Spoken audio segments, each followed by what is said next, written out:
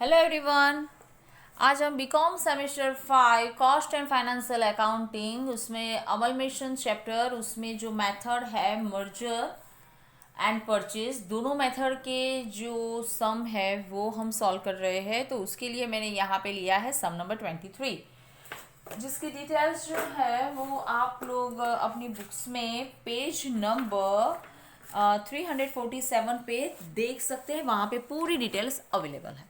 Okay, balance sheet वगैरह आप वहाँ से देख लेना। मैं उसकी एडिशनल इन्फॉर्मेशन जो है वो पढ़ रही हूँ। Devanshi limited took over the business of Vedanshi limited on the 1st April 2012.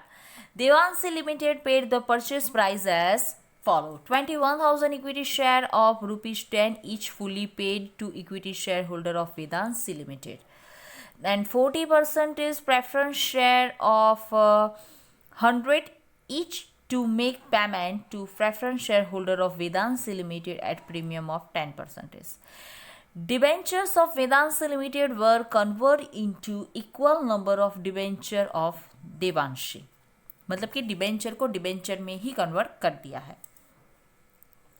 Statutory reserves of Vedanshi Limited are still to retain for 2 more years, and nature of merger and nature of purchase से हमें balance sheet Devanshi limited की book में ready करनी है।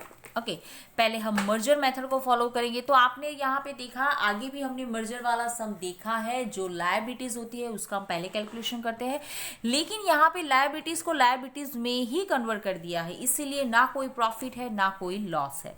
तो direct ही हम purchase price की calculation करेंगे। परचेज प्राइस का कैलकुलेशन कैसे करेंगे, तो मैंने आपसे बोला है प्लीज़ आप बुक्स लेके बैठिएगा। जैसे मैं यहाँ पे एंट्री बोल रही हूँ तो प्लीज़ आप देखते जाइएगा। Equity share 21,000 equity share, price of पर शेयर मतलब कि 10 रुपीज़, मतलब कि 2,10,000 के।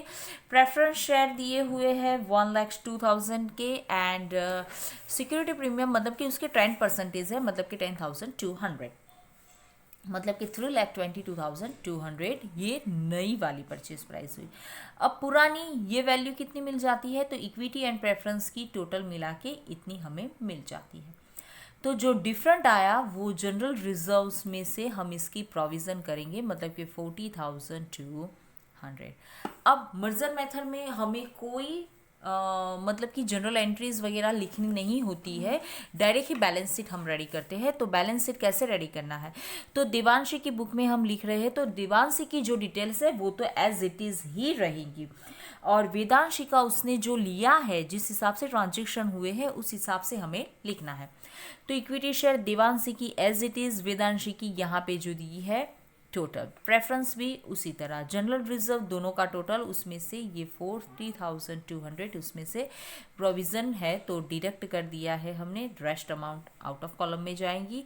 और रिजर्व्स के बारे में उन्होंने हमें ऐसा कहा है कि 2 साल तक उसको वैसे ही रखना है, तो दोनों का टोटल करके मैंने यहाँ पे लिख दिया है। प्रॉफिट एंड लॉस अकाउंट वो भी मैंने यहाँ पे लिख दिया है, दोनों को इक्वल करके। डिबेंचर भी एज इट इज़ कंडीशन में दोनों के आएंगे, और अदर लायबिलिटीज़ भी उसी हिसाब से, एसेट्स को भी दोनों को इक्वल करके रख दिया है। ये है हमारा मर्जर मेथड वाला बैलेंस शीट। परचेस वाले में क्या डिफरेंट होगा तो वो मैं आपको डायरेक्ट बता देती हूँ। आप यहाँ पे देख सकते हैं कि परचेस मेथड, तो उसमें हमें नेट एसेट्स का कैलकुलेशन करना है। नेट परचेस वाले कई सारे सम हम कर चुके हैं, तो आपको पता ही है नेट एसेट्स कैसे कैलकुलेट होती है। नेट एसेट्स कर दिया।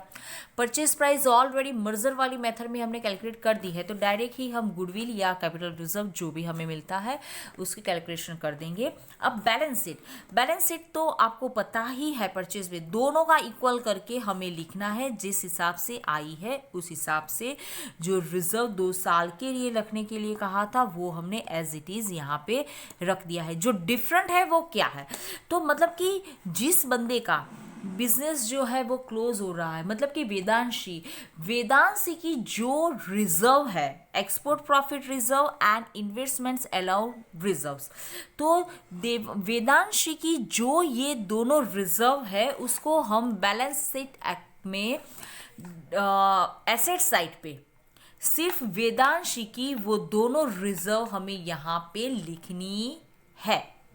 देवांशी और वेदांशी की रिजर्व एसेट्स लायबिलिटी साइड तो हमने दोनों पे लिखी है, लेकिन एसेट साइड पे याद रखना, एसेट साइड पे जिस बंदे का बिजनेस बंद हो रहा है उसकी रिजर्व्स जो है वो भी हमें लिखनी है।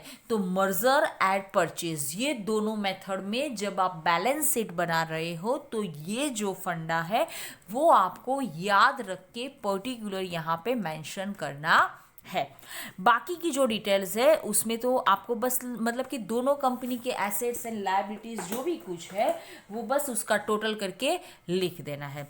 तो इस हिसाब से बैलेंस शीट हमने जो रेडी किया है तो उसका भी टोटल हमें मिल गया है। आज हमने ये जो सम किया है उसकी भी पीडीएफ की लिंक मैंने डिस्क्रिप्शन बॉक्स में डाल दी है, तो प्लीज़ आप वहाँ से देख लेना। और ये जो पूरा चैप्टर है, इस पूरे चैप्टर के कई सारे लेक्चर हमने अपलोड किए हुए हैं और सभी लेक्चर की पीडीएफ की लिंक डिस्क्रिप्शन बॉक्स में है, तो प्लीज़ वहाँ से टिक करके मुझे रिक्वेस्ट भेजना। जैसे मैं आपकी रिक्वेस्ट एक्सेप्ट करूँगी तुरंत आपको पीडीएफ मिल जाएगी। तो प्लीज़ अच्छे से देख लेना and all the best for exam. And now thanks for watching, bye bye, take care.